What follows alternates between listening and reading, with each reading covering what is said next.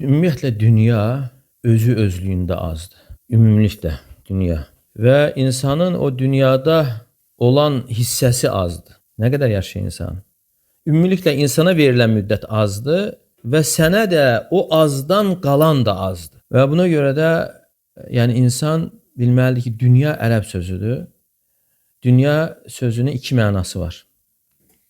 Yaxın və bir də aşağı.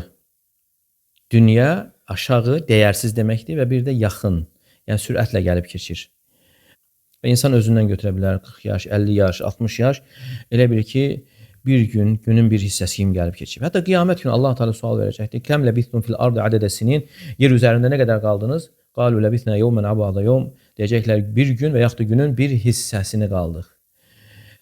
Və dünya elədir ki, insan ona bağlandıqca problemlər ortaya çıxır. Çünki Allah Teala qəlb evini onu tanımaq üçün, onu sevmək üçün yaratdığı bir evdir. Yəni bədən üzvləri içərisində ən şərəfli orqan qəlbdir və ən əzəmətli ibadətlər də qəlb üçün ayrılıb. Və insan çalışmalıdır ki, ən əzəmətli ibadətlərin olduğu bir yerə, Allahı sevmək üçün, tanımaq üçün yaradılan bir evə mənasız şeyləri yerləşdirməməlidir.